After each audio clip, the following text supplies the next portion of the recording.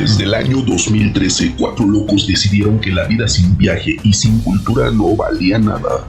Viajaron al Xibalbá e hicieron un pacto. Ese pacto se llamó Mochilazo Cultural.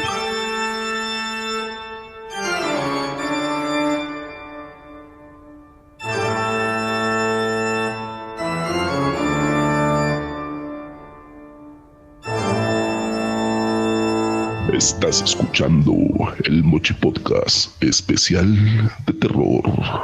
Un podcast para viajeros atrevidos.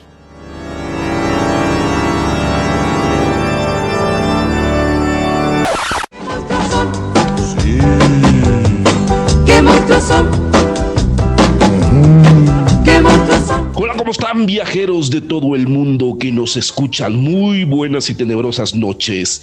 Transmitiendo desde la Ciudad de México, servidor y amigo Ángel Chávez. En esta noche de octubre, una noche rara, doblemente rara porque es de octubre y además del año 2020, uno de los años más extraños de la historia. Vamos a saludar a los colaboradores de este podcast. Entonces, empezaremos desde el sur hasta el norte. Vamos a ver qué dice el señor Francisco Mundo desde aquella isla pirata, la isla de Cozumel. ¿Qué onda, Fran? ¿Cómo estamos? Muy buenas noches. ¿Qué dices? Buenas noches a todos los creyentes de esa secta que es el Mochilazo Cultural. Buenas noches. ¿Qué onda? ¿Cómo estamos? Muy buenas noches. Vámonos al centro de la República, en el Estado de México, con Julieta Ramos, nuestra, en esta ocasión, guía espiritual.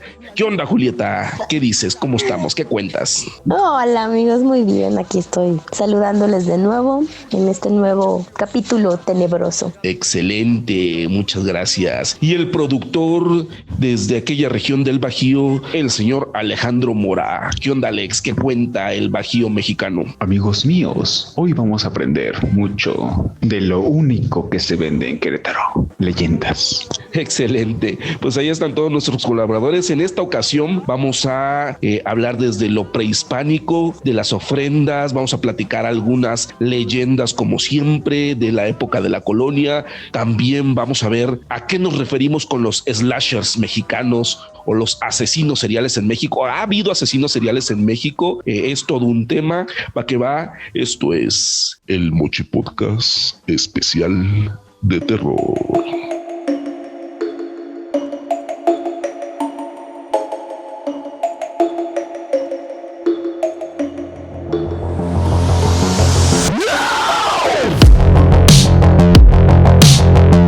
Ok, amigos, pues bienvenidos a otro especial de terror del Mochi Podcast. El señor Alejandro Mora nos va a platicar de alguna de las tantas leyendas que decíamos en la intro, de las leyendas que hay en el Bajío, que yo me imagino que en el Bajío a los niños les platican de estas leyendas, además de que de por sí toda esa zona es muy teatral, es muy artística, es muy escénica, y creo que todo este halo de misterio alimenta esa parte creativa. A ver, señor Alejandro Mora, platíquenos alguna leyenda de por allá de Querétaro y de toda esa zona. Muchas gracias, señor Ángel.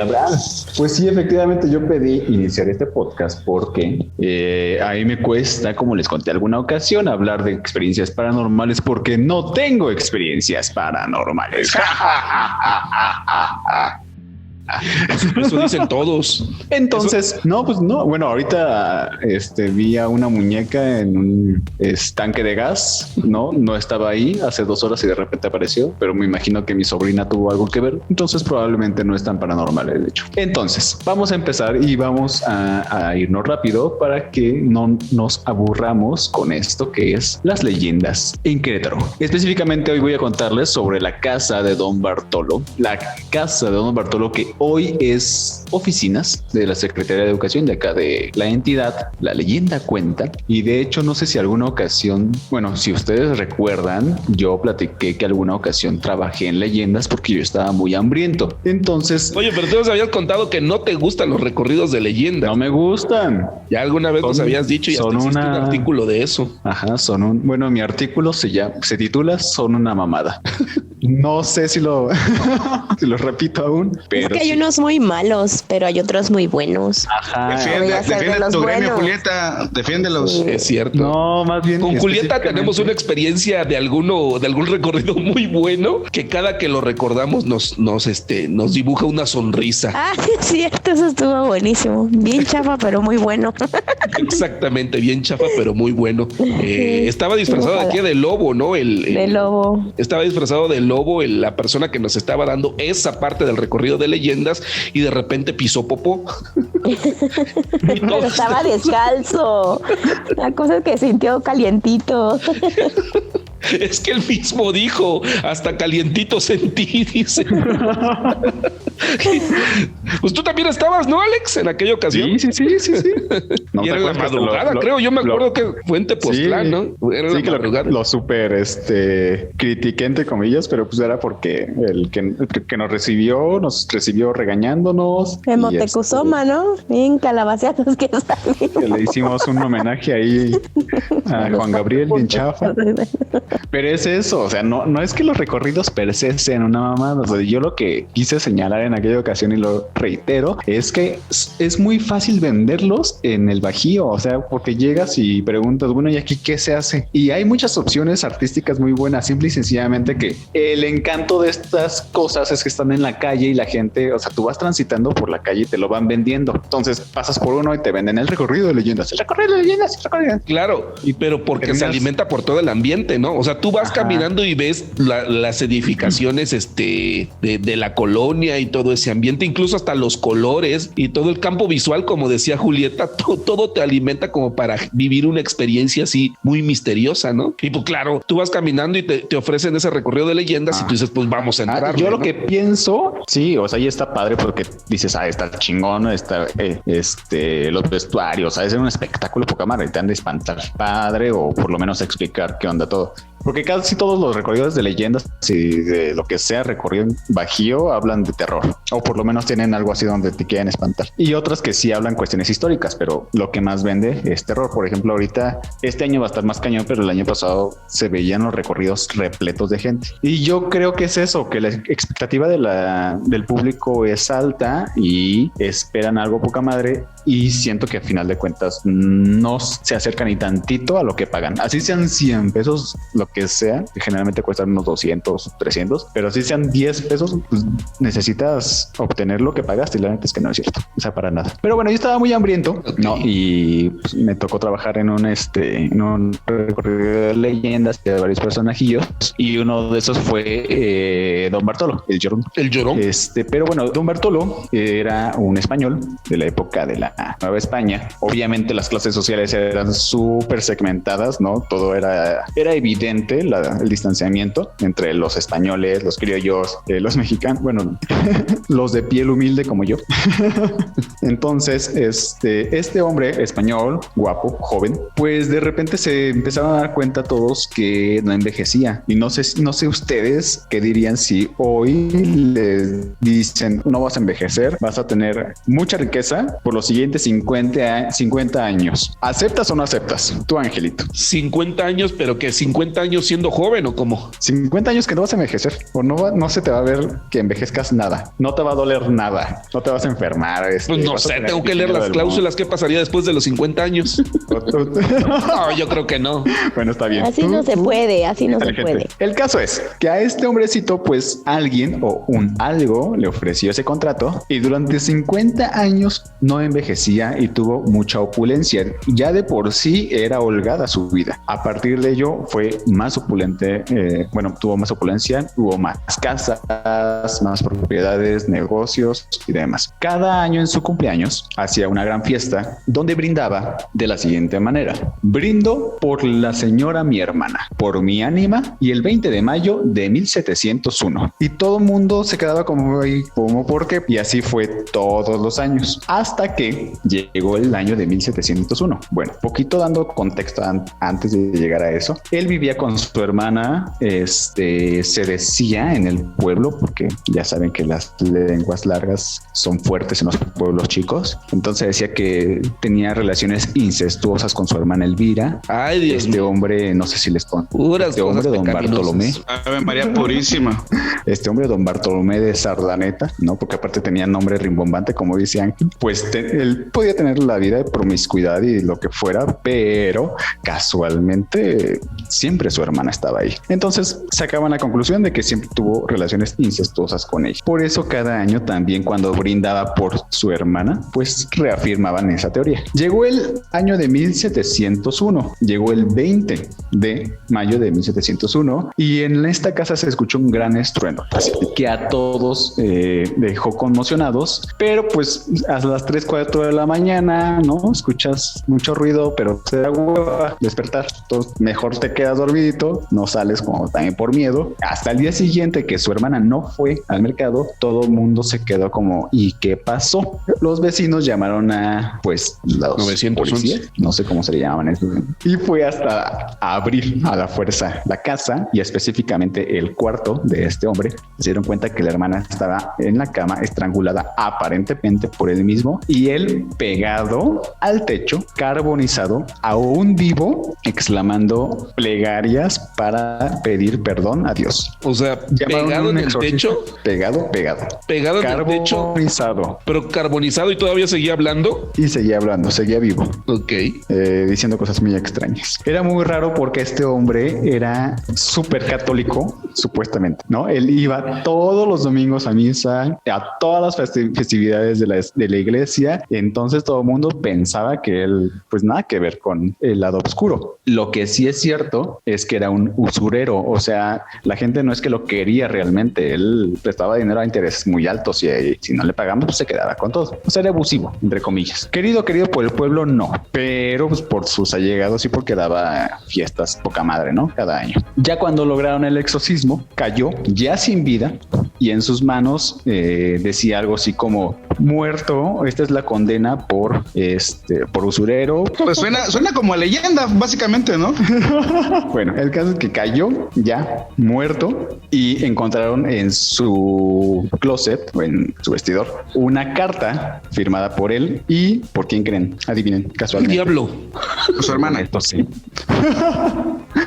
Exacto, por la Por el diablo. Por el diablo. Que el diablo le ofreció ese contrato por 50 años, donde le daba opulencia, juventud y todo a cambio de su vida 50 años después, donde ya su alma totalmente yacería en ese lugar. Entonces se dice que aún se escucha, se escuchan las plegarias de este hombrecito pidiéndole a Dios perdón. Surgen muchas Todavía no preguntas, se ha ido. ¿Mande? Todavía no se ha ido de este plano. Pues se dice y yo no quisiera como decir Asegurar. si es cierto, ¿no? Yo prefiero que mejor vayan y lo verifiquen por ustedes mismos. A ver, varias dudas. La primera duda que me surge es ¿cómo firma el diablo? O sea, Sería padre eso, saberlo. su caligrafía, cómo sería el análisis, el análisis de su firma, ¿no? Pero además de eso, la Alguien ya leyenda. quiere hasta su ADN ahí. Sí, pero además, mira, por ejemplo, no, si firma con sangre el diablo, de ahí se puede sacar su ADN. Oye, Yo creo que saca yo pone una huellita, ¿no? Yo creo que pondría así como una huellita como de fuego, así, y se quema como un sello. Yo siento que la hace con su colita, ¿no? o con una patita de cabra. Con un cuernito. Oye, pero entonces la leyenda existe la casa. Existe la casa, te digo que hoy es la Secretaría de Educación. Secretaría Sí, de es cierto, Educación. sí habías dicho al principio. Y está literal a un lado de la plaza más icónica de la ciudad. ¿Qué dirá la gente que trabaja ahí? ¿Será que la gente que trabaja ahí percibe algo extraño? Yo siento Será que ya cosa de entrevistarlo, ¿no? ¿No? A alguien de la Secretaría. De por sí ya trabajar en la Secretaría de Educación Pública debe ser un ambiente extraño, pero sobre todo si está el chamuco por ahí cerca. Por esto yo siento que ya ni se dan cuenta así como... Oye, a mí lo que me da curiosidad es que en cada edificio de Querétaro hubo un muerto o mataron a alguien o degollaron a alguien. Oye, pero ese sí está Siempre gacho. pasa algo trágico por ahí. Sí.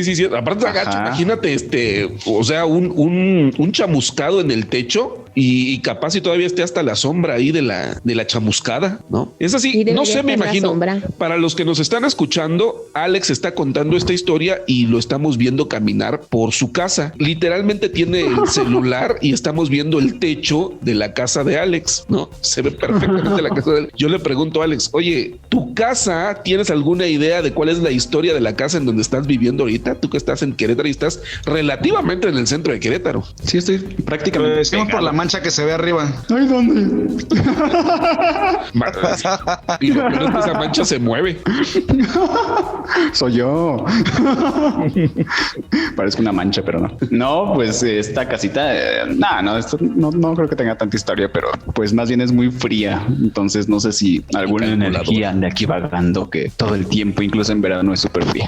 No, puede ser. Pero sí, ¿sabe por qué? A mí me genera mucho todas las ciudades del Bajío me generan mucho esto de las leyendas. Yo quiero pensar que es en los 80s vimos muchas películas de Capulina, del Santo y todas las que se tratan de esa zona, por ejemplo, de Guanajuato, de las momias, todo eso habla de terror y generan este ambiente que curiosamente esas películas que vimos en los 80s eran de los 70s, ¿no? Y estaban ambientadas precisamente en aquellos lugares. También estaría padre como asistir a todas estas casitas y preguntarle a los veladores, ¿no? Que son quienes se quedan en la noche y a ver qué pasa. Ahí está padre. Sí. Gracias. Excelente. Pues bien. Aplausos. Aplausos. Pues bien, ahí estuvo entonces el relato. La verdad es que sí da miedo.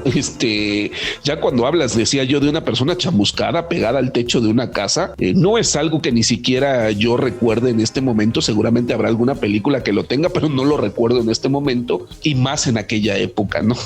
Que de por sí toda esa época da un poquito así como de miedito. Pero bien, vámonos todavía más al pasado a ver que Julieta nos platique un poco acerca de ¿cómo era? Porque nosotros tenemos en la actualidad muy bien organizado tal vez nuestra temporada de muertos, nuestra temporada de octubre, noviembre acá en México, y a lo mejor unos 10 días antes, unos 5 días antes de la llegada de nuestros fieles difuntos, pues las mamás, las vecinas, las tías, la abuelita ponen su ofrenda, tienen su propio, digamos que ritual para poner esta ofrenda. Sin embargo, la duda queda de esta ofrenda parte de una época moderna o viene de una época a lo mejor de la colonia o es un sincretismo o es todavía un poquito más para atrás. Entonces Julieta nos va a platicar acerca de un poco del origen prehispánico de las ofrendas de Día de Muertos. A ver, Julieta, platícanos un poco y ya te iremos preguntando. Bueno, pues el día de hoy vamos a hablar de lo que son las ofrendas en la época prehispánica, sobre todo dos civilizaciones que fueron bastante grandes aquí en nuestro país, sin que todavía existiera México, por supuesto, sino que existían dos grandes, un imperio que en este caso serían los mexicas y otro que sería pues el reino de los mayas. En este caso, pues haciendo investigación en los anales históricos de códices, algunas investigaciones antropológicas que se han hecho a lo largo y ancho de pues todo este tiempo, pues se encontraron ciertas coincidencias, como el hecho de que a los muertos pues se les conmemoraba en 3 temporadas distintas. La primera es en agosto, la segunda en octubre y noviembre. Y bueno, esto era particularmente por los nahuas, pero también un poco con los mayas. En el caso de los nahuas, por ejemplo, estaba Micalhuitzontli, que era una fiesta de los muertecitos. Y bueno, pues esta se celebraba el 9º mes del calendario náhuatl, que equivalía al mes de agosto. Entonces, para más o menos hacer la cuenta, en el calendario mesoamericano, recordemos que los meses eran 13 meses de 20 días y bueno, pues equivalía al 9º mes, pues ya podrán hacer la cuenta y pues equivalía al mes de agosto. Después venía la fiesta de los muertos, que venía siendo el 10º mes del año, que bueno, esta fue la fiesta que tomó el catolicismo como el Día de Todos los Santos, ¿no? Entonces aquí, de pasar del Día de Muertecitos o Día de Muertos, pasa el Día de Todos los Santos. Y bueno, para el caso de los mayas de Yucatán, a ellos le llaman, esto es poco visto, pero sí es importante porque vamos a ver cosas bien interesantes el próximo capítulo que hablemos de cómo son sus ofrendas, ellos tenían un evento que se llama Hanal Pijan. El Hanal pues significa alimento, Pijan es el ánima del humano. Entonces aquí significa alimento para las ánimas o de los seres humanos. Entonces este en particular abarca todo el mes de noviembre y bueno, ellos empezaban con una ofrenda que tiene que ver con lo que es el culto al árbol cósmico que se llama Yaxche o ceiba sagrada. Y bueno, pues también aprovechándose, acuérdense que este árbol tenía la forma de una cruz, este árbol cósmico, y los, bueno, ya cuando llegan los españoles, pues se intercambia por la cruz cristiana, ¿no?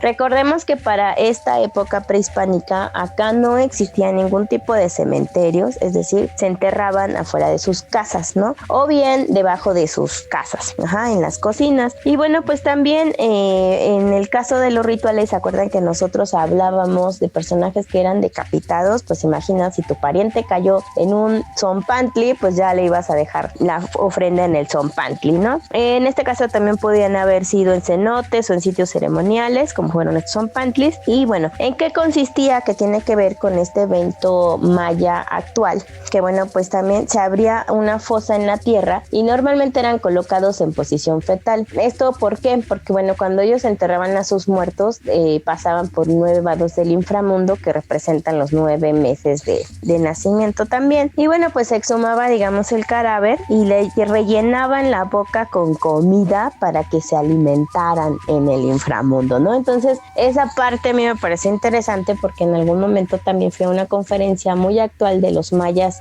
contemporáneos, en donde ellos exhuman sus cuerpos, porque los tienen, digamos, como en urnas afuera de los patios de su casa, exhuman los cuerpos, los limpian y les ponen las ofrendas. Entonces, esto es una remembranza de época pues prehispánica, ¿no? Y ahora, en la cuestión de los altares, como vemos, ellos también tienen pues una cosmovisión interesante, como es el caso que tienen en su cosmovisión lo que es la presencia de los 13 cielos, los niveles de lo que es la tierra y el inframundo, los 9 vados del inframundo. Entonces, estos 3 elementos pues estaban representados por la ceiba. En el caso de los mayas, esta cruz se colocaba en vez de, digamos, niveles 1, 2, 3, se colocaban al norte, al sur, al este y al oeste. Con respecto pues a la parte del altiplano central, que en este caso es la Ciudad de México y estados circundantes, pues sí lo colocamos en 3 niveles escalonados a diferencia de los mayas.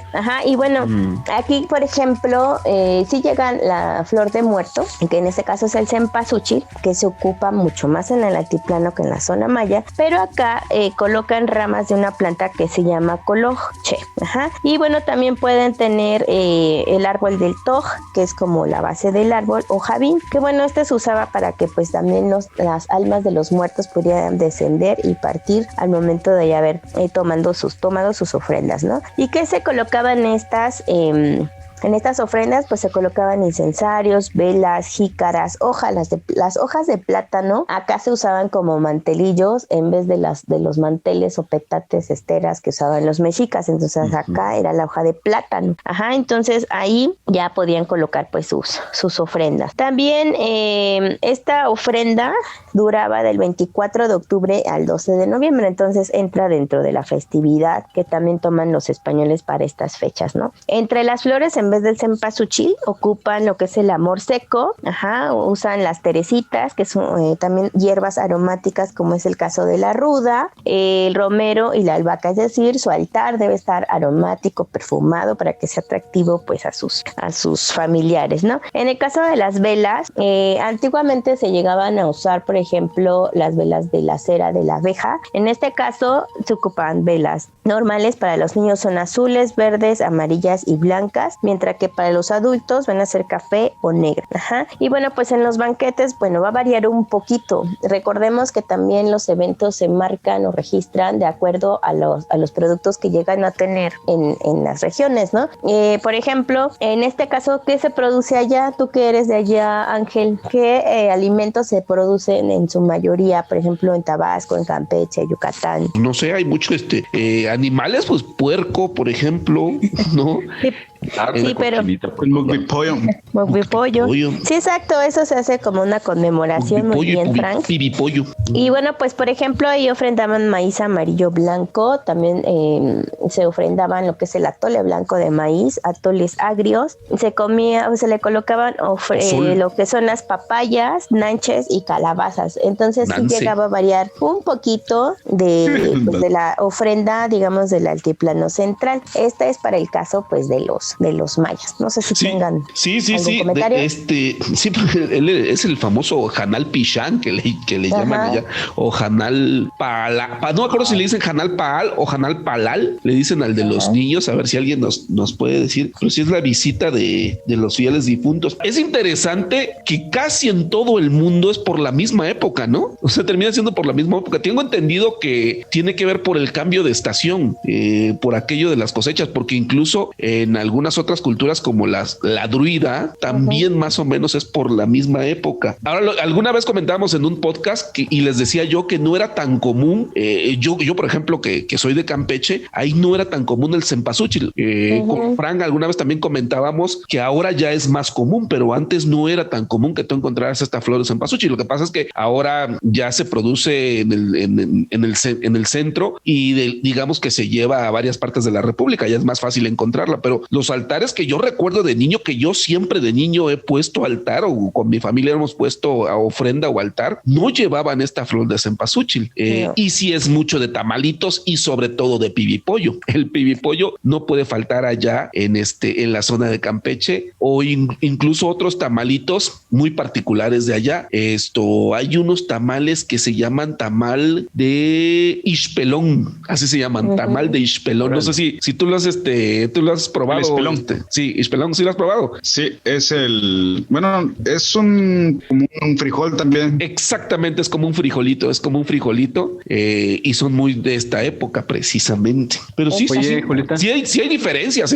lo decíamos, no hay diferencias entre los mayas y los mexicas. Perdón, Alex. Decía Julieta que les colocaban alimento en sus bocas, como que, o sea, lo que les gustaba o era algo. Sí, lo que les gustaba, y si no, los básicos, que era el maíz, el atole, la papaya, tejocotes y los nanches, que eran los típicos de la región en la zona maya. Ajá. ¿Y si estoy alérgico a alguno de esos? Pues no te lo ponen, porque si no sufrirías asfixia en la muerte. Ya muerto. Sí, y de hecho, por ejemplo, puedes ahogar con el nancho. Sí, la de los tejocotes era muy típica de las ofrendas. Bueno, nuestra segunda parte es de qué sucede con el inframundo, porque acuérdense, acá no existía el infierno, ¿no? Sino como tal se reconoce un espacio un espacio que se llama el inframundo. El inframundo es un área en el cual cuando una vez que el muerto ya está depositado en su tumba o en su ceremonial, ya sea en una urna, personaje debe pasar un proceso de descarnación. Entonces tiene que pasar por los 9 vados del inframundo, hoy conocido como el Mictlán. Es para llegar al Mictlán, donde están los 2 dioses de la muerte, que es Mictlantecutli y Mictecacihuatl, que son los 2 señores de la muerte, y van a pasar por el Chinaumichtla, que es el lugar de los 9 vados del inframundo. Entonces está bien interesante esta historia, porque van a pasar por este proceso de descarnación y, por ejemplo, hay espacios como van a cruzar el río. Entonces recordarán ustedes que, por ejemplo, en las culturas de Occidente y del Altiplano Central, en Ciudad de México, Hidalgo, Morelos, etcétera, se enterraban con un perrito bermejo, un xoloescuincle, que ellos podían cuidar durante toda su vida, pero tenía que ser de esa característica, no era cualquier xoloescuincle.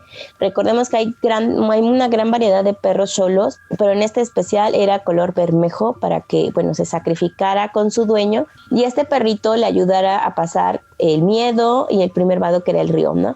Entonces, algo bonito es que cuando ya pasaba el primer vado del inframundo, él pasaba a habitar lo que es el Ixcuintlan, o el lugar de perros, a ser muy feliz, ¿no? Entonces, el perro también tenía su paraíso, ¿no? Entonces, esa parte es muy linda. El cielo de los perritos. El cielo de los perritos. Ya después pasaban entre otros lugares de nombres muy complicados, pero se los voy a dar en español, que era el lugar en donde los cerros chocan entre sí.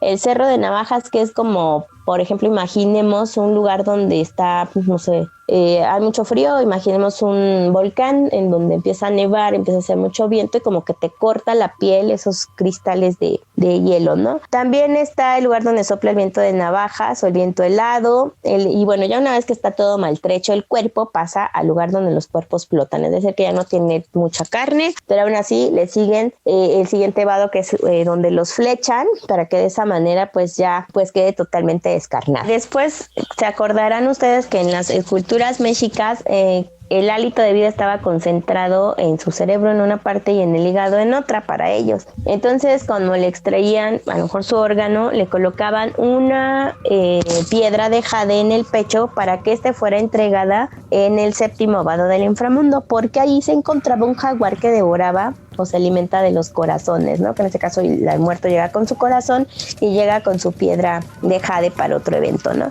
Después ya pasan de que le entregan su corazón al jaguar, pasan a otro lugar que es el de la niebla, ¿no? Donde justamente ya los muertos van a liberar su cuerpo material y finalmente pasan al reino de la muerte, descanso eterno, donde entregan esa piedra de jade a Mictlantecutli y Mictecacihuatl, ¿no? Entonces, bueno, eso es para una persona que moría o que era difunto de forma natural. Entonces, vamos ahora con los 4 paraísos. En los 4 paraísos, aquí cabe mencionar que cada muerto iba a ir a un paraíso de acuerdo al tipo de muerte que tenía. Entonces, por ejemplo, el Tonatiuhncán, que es la casa del sol, ahí iban los que eran los guerreros muertos en batalla. ¿Se acuerdan del Zompantli que hablábamos la vez pasada? Ajá. Pues esos guerreros que murieron en batalla, y fueron sacrificados, esa cuestión que ellos practicaban se le llamaba el tendedero del sol, por eso estaban apilados en esas estacas, y esos tendederos pues iban a dar a este paraíso de la casa del sol, ¿no? Entonces, bueno, ¿por qué iban estos guerreros? Bueno, porque ellos entregaban sus corazones, su sangre, huesos, carne y nervios. ¿Para qué? Para alimentar al sol. Entonces, esos cráneos tenían un paraíso específico donde irse. Otro más va a ser el Zincalco, que es el lugar de la casa del maíz o el lugar de las mujeres. A este lugar a las mujeres se les consideraba también guerreras cuando morían en el primer alumbramiento. Entonces este ritual era muy interesante porque bueno, una vez que moría la mamá, pues una partera lavaba el cuerpo con agua traída de los manantiales sagrados, la vestían con sus mejores atuendos y le dirigían oraciones, ¿no? Y bueno, a estas mujeres también se les considera cihuateteo, que es también la que les dieron como vida a la Llorona, porque se dice que estas mujeres, a la pérdida de sus hijos o ellas mismas, ellas transitaban en cierta época del año recorriendo las calles de la ciudad. Entonces lo que hacían otras mujeres que sí lograban dar a luz es colocarle un ovillo de copal en el ombligo a los niños. Entonces de esa manera las ciguateteo no podían llevarse las almas de sus hijitos recién nacidos, ¿no? O sea, la ciguateteo era la Llorona. Ajá, es una especie de antecedente de la Llorona, porque ellas deambulaban en las calles porque perdieron a sus hijos en la tierra y ellas tuvieron que morir, ¿no? También está en el Tlalocan, que es el lugar de Tlaloc, y ahí morían los que morían por causa de agua, ahogados, con una enfermedad que es la hidrocefalia, etcétera. Y por ejemplo, a ellos cuando les iban a dar las ofrendas les daban frutos, verduras, maíz y frijol, porque eso es lo que le gustaba mucho comer a los dioses del agua. Las enfermedades, como les decía, era por muertos de un rayo, hidropecia, lepra o algún tipo de siniestro causado o provocado por el agua. Y finalmente pues está el Tamuanchán, que es el lugar de nuestro origen, o el lugar de la dualidad. A este paraíso iban los niños que morían.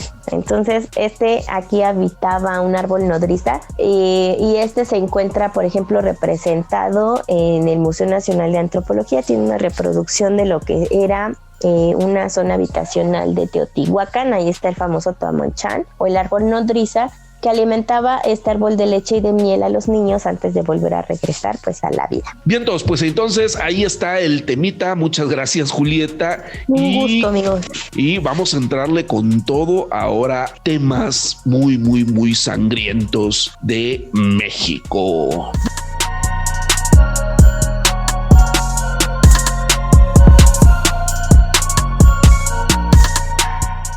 ¿no? A ver, Francisco Mundo, platícanos del siguiente tema, porque es algo serio. A ver.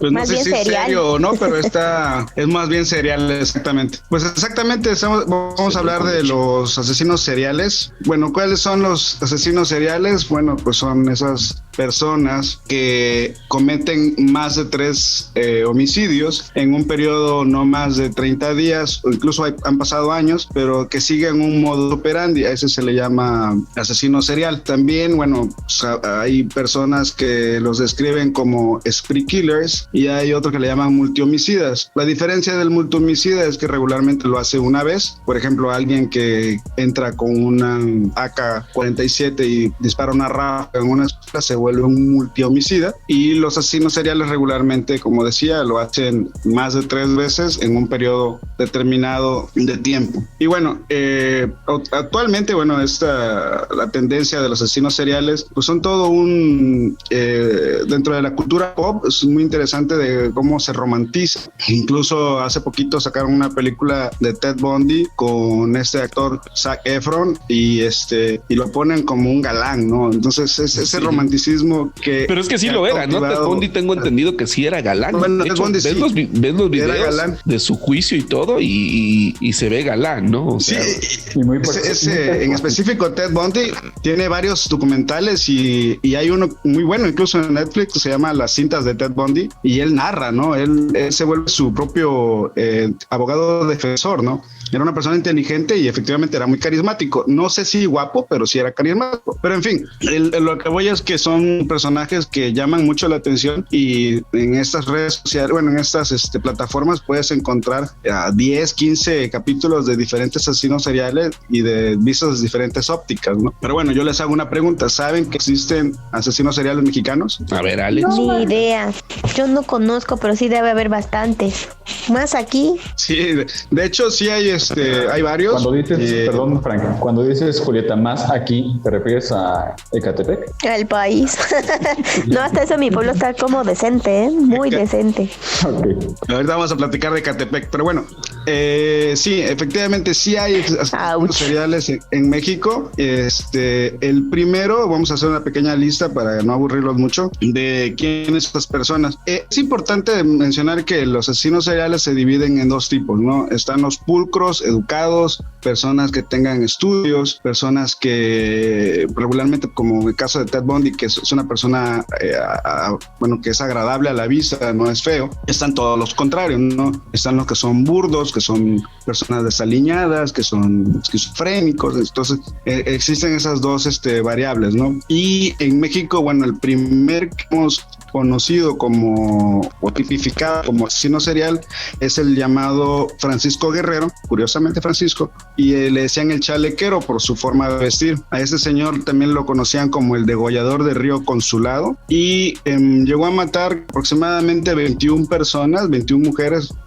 todas prostitutas, y fue la primera persona que se tipificó como asesino serial. Él atacó entre 1880 y 1908 a todas estas mujeres. Lo curioso de su cuento es que el señor lo detuvieron y lo llevaron detenido a San Juan de Ulúa, en Veracruz, y recibió un indulto de Porfirio Díaz porque no lo iban a dar pena de muerte, y Porfirio Díaz decidió que no y lo mandaron a San Juan de Ulúa. Y por un error administrativo que ya había en esa época, lo soltaron y saliendo de su reclusión mató a otra señora y la violó y le cortó la cabeza y la tiró al río otra vez. O sea, volvió a su trabajo anterior, ¿no? Y ahora sí lo volvieron a prender y ahora sí lo asesinaron, ¿no? Pero bueno, ese señor, el chalequero, fue el primerito. Más o menos también por la hubo época otros que en Londres estaba atacando pues Jack el Destripador, ¿no?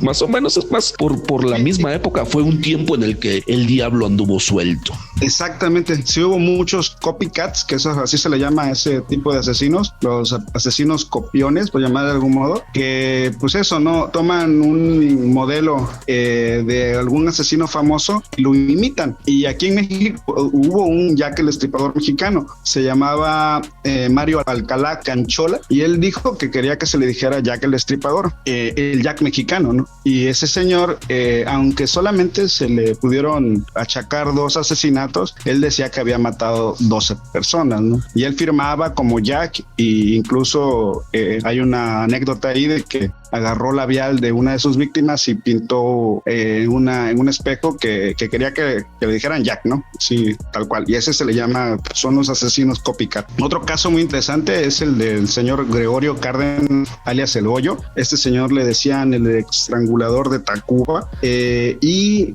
este señor, así a grosso modo, su biografía es muy interesante porque él tuvo encefalitis. Entonces, en esa época, bueno, si no se trataba, dejaba repercusiones y se entiende ya después al tiempo, se dice que él tenía esquizofrenia y que efectivamente tenía ese problema, ese desorden, y que su mamá lo maltrataba. Es curioso que una constante en las personas que se vuelven asesinos son que han tenido abusos familiares cuando son niños. Entonces, a este señor no fue la excepción, e incluso tenía 2 de los factores de la famosa triada McDonald's, que no es la hamburguesa, papas y refrescos, sino es a lo que se le llama triada McDonald's, que es el ser piromaníaco, el maltratar animales y orinarse en la cama.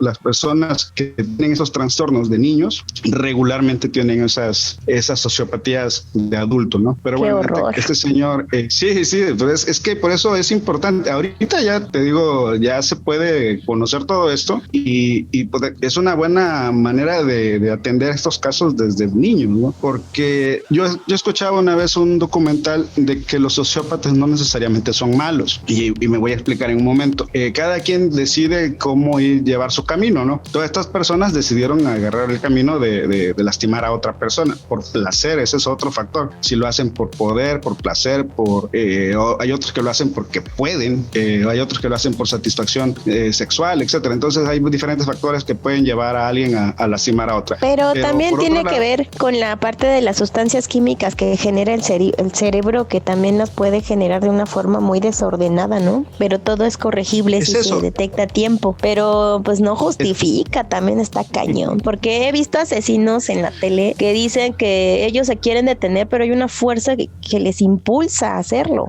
Yo digo que es el diablo. En todo. Bueno, es que eso ya entra en esquizofrenia. Hay varios famosos, ¿no? El famoso, el hijo de Sam, por ejemplo, en Estados Unidos, que dice que el perro le decía que matara gente, ¿no? Y aquí en México tuvimos uno parecido. Pero bueno, a lo que decía yo del señor, de estas personas que pueden tomar el camino de la violencia como para, pues por eso, ¿no? Que tienen esa habilidad para lastimar a alguien y que no tienen empatía por los otros seres humanos. Entonces, hay personas que deciden llevar a bien esa capacidad que tienen, porque finalmente es una capacidad, y otros lo utilizan como una discapacidad y se vuelven estos monstruos de la sociedad, ¿no? Pero bueno, platicaba yo de Goyo. El señor Goyo fue todo un caso aquí en México porque este señor violó y mató a 4 niñas.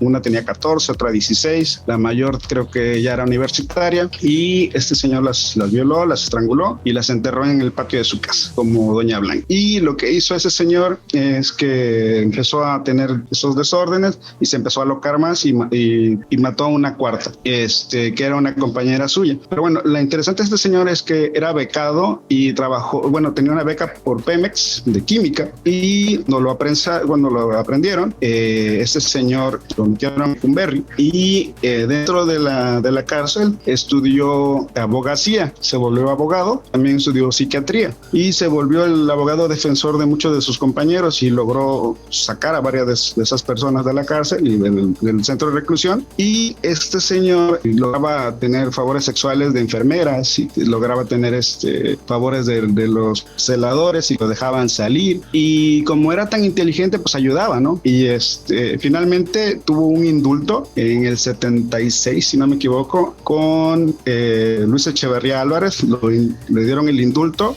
y lo liberaron, e incluso fue con los diputados y hicieron un homenaje, sí, lo llevaron y le aplaudieron y todo de pie, porque era un ejemplo de que se puede corregir, ¿no? Entonces es algo muy curioso, sí. Después de haber matado a 4 personas, se le daban un premio, ¿no? En el Congreso. Y pero bueno, ese fue el famoso Goyo. ¿Quién más? Pero ¿cómo hay digamos, un perdón social y de la familia tecnología que afecta. ¿Cómo se puede arreglar esa parte, esa afectación? Pues estamos hablando de los 70, ¿no? Y estamos hablando de que el tema del feminicidio, y ahorita vamos a platicar un poquito de eso si hay chance, de que estamos hablando de un México que era diferente y que ver a una persona que era inteligente, él era esquizofrénico, tal vez desde esa capacidad que tenía de manipular fue que llegó hasta que le dieran un premio en el Congreso, ¿no? Pero en realidad era esquizofrénico, en realidad él debió haber estado en una situación psiquiátrica, más sin embargo, bueno, le dieron el indulto. ¿Y qué pasaba? Que no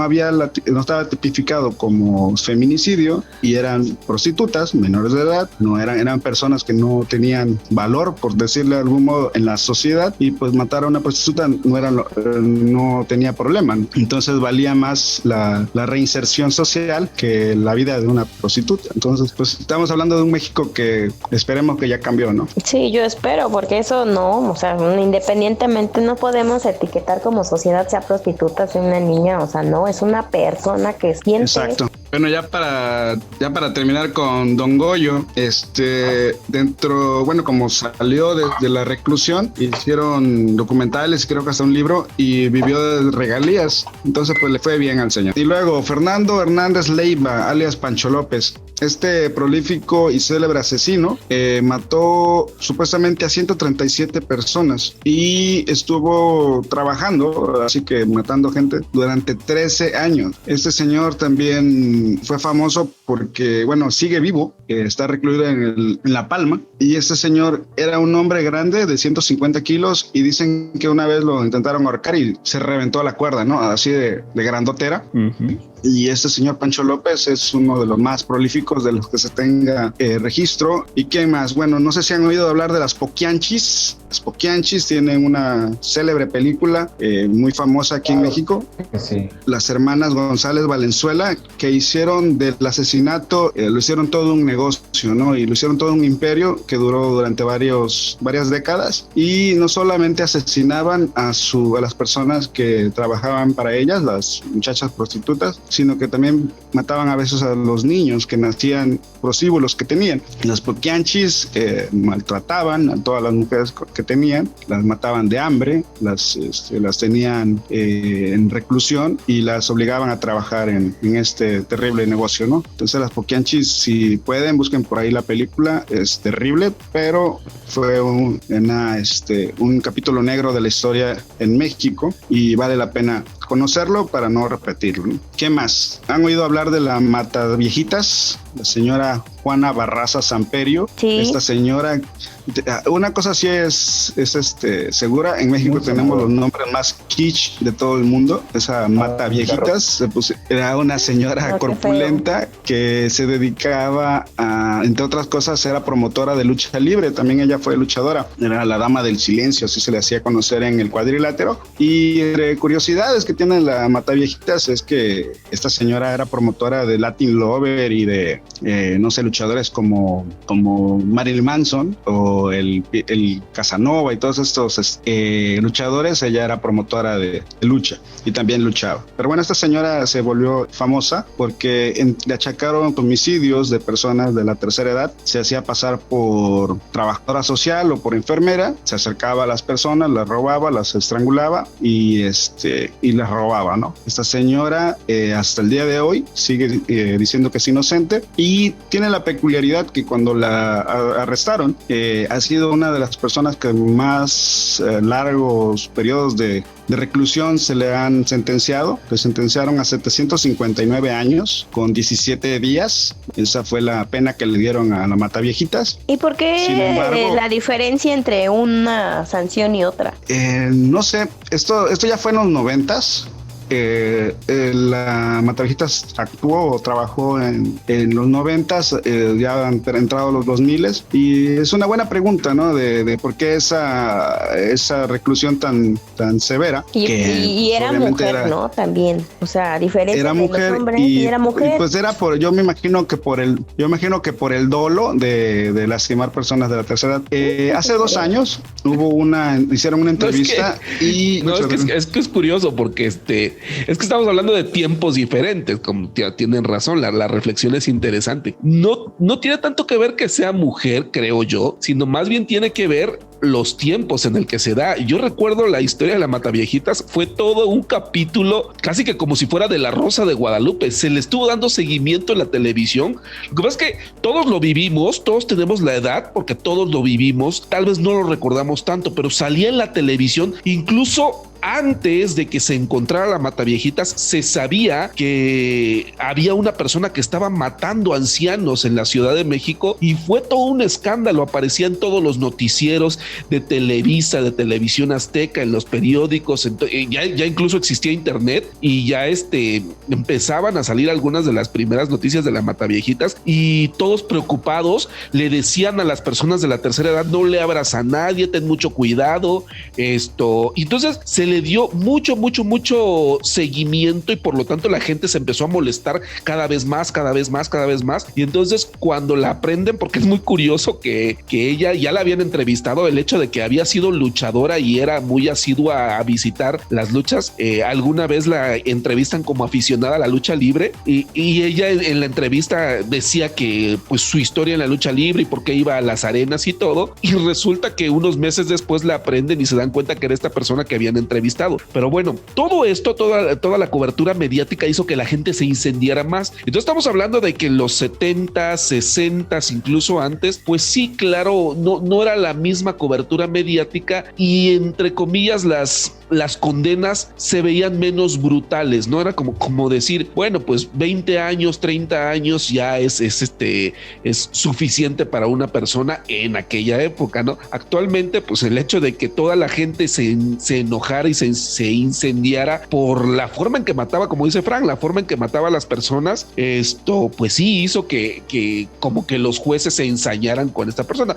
Pero yo supongo que lo mismo sucederá igual si agarran a un asesino serial. En este momento le van a tocar como 1200, 1400 años de prisión, pero precisamente porque estamos en una época muy mediática. Y si no lo liberan, ¿no? Así de manera arbitraria. Pero también están otros, ¿no? Hay otros asesinos seriales en México modernos que también tienen condenas un tanto extrañas o muy extensas. No, y sí es interesante, son otros tiempos y sí, efectivamente fue una de las más que tuvieron mayor cobertura televisiva, ¿no? Bueno, decía yo que hace un par de años la volvieron a entrevistar y tuvo un buen abogado, dice ella, y le redujeron la condena a 50 años. De todas maneras, no cree vivir para poder salir, pero bueno, ya es un hecho. Solo le pudieron supuestamente solamente le pudieron comprobar 12 homicidios, 12 o 14, no recuerdo bien, y le redujeron la condena a 50. Pero sí es importante mencionar que sí.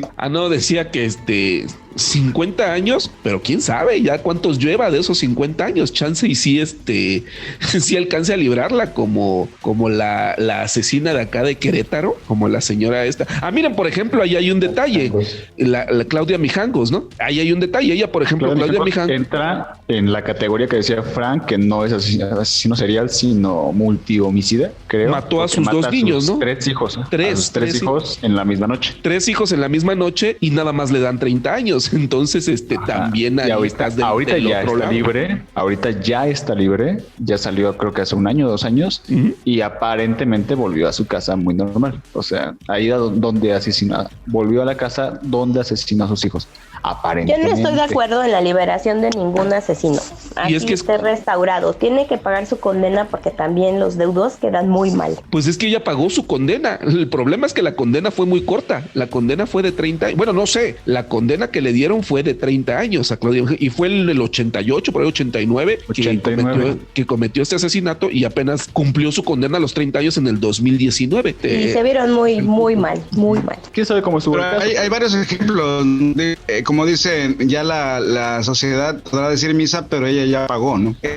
Pero bueno, otro detalle de la Mataviejita, ya para terminar con ella, era que se vestía de rojo cuando asesinaba a las personas. Terminando con esos nombres raros, el Matageis o el sádico. Perdón, tantito, ahorita que me estoy acordando, me acuerdo que en el caso de la Mataviejitas, originalmente muchos pensaban que era un hombre que se disfrazaba de enfermera para ayudar a los viejitos y así ingresaba a las casas. Pero pues estaba bien mamada la muchacha. Decía que era hombre. Exacto, como dice Julieta, sí, estaba corpulenta la señora, porque iba al gimnasio todos los días, ¿no? Pero sí recuerdo. Yo dije que corpulenta, dijo de mamada. Pero pues ¿cómo es? Sí es interesante que se decía eso, ¿no? Que era un hombre originalmente y todavía por ahí seguramente si googleas salen los dibujos hablados de cómo decían las personas, los vecinos, que cómo era la persona que había ingresado a esa casa a matar a determinada viejita. Ahora, la forma en que ella justificaba las cosas era como decir que ya no quería ver sufrir a las personas y que no soportaba ver que la gente llegara a esa edad, ¿no? Esa es otra categoría, incluso tiene un nombre que le llaman ángel piadoso. Los ángeles piadosos son realmente gente que trabaja en los hospitales, enfermeras, doctores o gente que trabaja ahí, afanadores y eso, y se le llaman ángeles piadosos porque regularmente justifican sus asesinatos con ayudando a las personas a dejar de sufrir, ¿no? Por eso le llaman ángeles piadosos. Pare de sufrir. Pero bueno. Sí, tampoco de acuerdo con el término semánticamente hablando. Nada que ver con lo arcaico. En esa época también hubo otro que se llamaba el Matagays. Acuerdan que en esa época estuvo el Mochaoreja, la Mataviejitas, el Matagays, todos esos nombres que ponían los periódicos amarillistas. Y este señor, el abuelo Ciel Marroquín, no es un asesino, pero el chupacabra, no se nos olvide. Pero que fue un... Este señor solamente trabajó un año en la zona del Cabaretito, en la zona rosa y todos estos lados. Y bueno, ahora sí, sus víctimas eran personas homosexuales que lo abordaban y él se los llevaba a su casa, los secuestraba, los torturaba, pedía rescate y al final de todas maneras los mataba, antes los torturaba. Por eso también le llamaron el sádico. Y esta persona, bueno, dijo que él le hacía un favor y lo interesante es que ya fue mediática, también el Mataviejitas y el Matagays y otros dos que voy a mencionar, ya fueron mediáticos y hay entrevistas, en YouTube o se meten a cualquier red y van a poder ver las entrevistas que les hicieron a estas personas que no tienen ni gota de arrepentimiento, ¿no? Por ejemplo, el caso del sádico, del Matagays, él decía que pues él estaba eliminando algo que estaba mal de por sí, ¿no? Que eran los gays y que uno de hecho tenía SIDA y que estaba ayudando a los demás de que no se contagiaran, ¿no?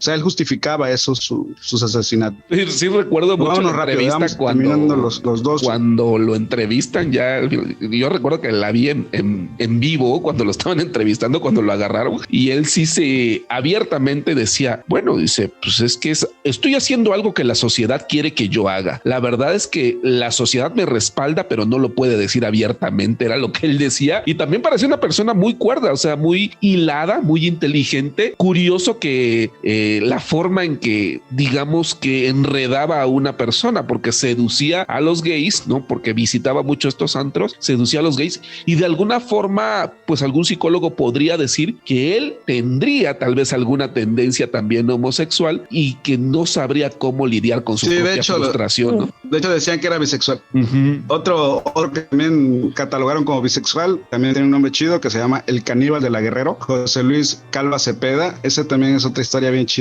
de esta persona que tuvo maltrato infantil, otro que fue maltratado de niño. Su mamá lo corre a los 11 años, se vuelve niño de la calle, se tiene que prostituir, se droga y bueno, tuvo maltrato durante toda su vida. Su hermana lo ayuda, lo saca de la escuela y lo pone a estudiar y se vuelve actor de calle y también escribía poemas, por ahí hay varios poemas de él y también escribió teatro. Esta persona pues también era atractiva, se prostituía con hombres y mujeres. En una ocasión, bueno, ya luego de grande se convirtió en taxista y recuerdan muchas personas, hay entrevistas larguísimas, he oído comentarios larguísimos de este tipo y recuerdan que él en una ocasión peleó con otra persona y le arrancó un trozo de cabeza del cuero cabelludo a su oponente y se dieron cuenta que se lo comió y bueno, de ahí le empezaron a decir que era caníbal, ¿no? Pero bueno, para hacer corto el cuento, este hombre mató a 3 novias y las cocinaba y se las comía. Cuando lo atraparon, tenía un brazo literalmente en una sartén ¿Y por qué Tenían novias? las O sea, arterias. novias. Porque él tenía un trauma con las mujeres por su mamá, entonces se las sentía comía a besos. que se las comía porque él decía que, o sea, él se sentía que era hombre lobo, aparte tenía ese rollo, y bueno, era esquizofrénico también, y al final de cuentas son problemas mentales, y él saciaba esa frustración comiéndose a la persona que mataba, ¿no? Y siempre ¿Pero eran regularmente sus novias. novias? ¿Eran sus novias? Sí, sí, eran sus novias. Y finalmente él se suicidó, y también hay entrevistas de él y hay cosas ahí en internet, por si les gusta este tipo de cosas, pueden verlas. Ya el Problemas hay penúltimo, ya todavía. voy a acabar. Ya el penúltimo, el coqueto. César Armando Legorreta Librado, que le decían el coqueto, era un microbusero de la Ciudad de México, para variar. Y esta persona era lo que en la delincuencia se le llama oportunista. Por ejemplo, hay rateros que son oportunistas, que ven un cartera y se la llevan. Este señor se llevaba a las mujeres, las violaba y las daba. Y bueno, así corto el cuento, le decían el coqueto porque pues enamoraba a las chicas y se las llevaba y las estrangulaba, las mataba, y bueno, así mató a 7 y dejó viva una, y esa fue la que lo reconoció y lo metieron al bote, ¿no? Caso curioso, que lo que le robaba a sus víctimas se los daba a su esposa porque era casado. Y bueno, hablábamos un poquito de ya para terminar, de todo este tipo de personas. Podría decirse que eran en otro México, pero no. Todavía el año pasado tuvimos el caso del monstruo de Catepec, no sé si lo recuerden, que en realidad no era el monstruo, sino que era la pareja, que era una pareja monstruosa. Ah, sí, es cierto. Censuras esta parte, Ángel, por favor. Y bueno, estas personas descuartizaban a sus víctimas en su casa y vendían la carne. Se supone que vendían a carne a carniceros, y bien robaban niños, ¿no? Entonces todas estas personas, todo fue en el 2018, si no mal recuerdo, y él cuenta cómo lo hacía, ¿no? ¿Por qué lo hacía? Y él dice que si lo vuelven a sacar a la cárcel, lo volvería a hacer porque no quiere que prefiere darle de comer la carne de las mujeres a los perros que respiren el aire que él tiene, ¿no? Entonces, pues son ese tipo de personas, ¿no? Y como ven, pues hay desafortunadamente, mucha gente loca, mucha gente esquizofrénica, mucha gente con problemas, trastornos mentales, que si no son bien atendidos desde niños, acaban en esas terribles historias. O haciendo podcast. Entonces, fíjese usted siempre de las personas que tiene a su alrededor. Pues ahí estuvo nuestro Mochi Podcast de terror en episodio 2. ¿Dónde nos pueden encontrar, señor Alejandro Mora? Nos pueden leer en mochilazocultural.com.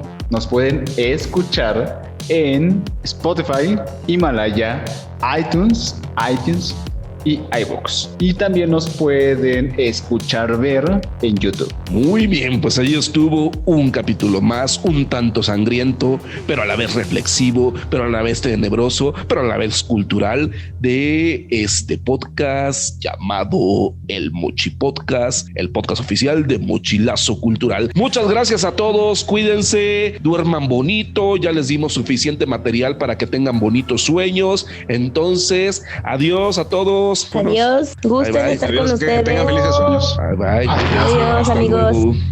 Bye. Esto fue el Mochi Podcast especial de terror. Un podcast para viajeros atrevidos.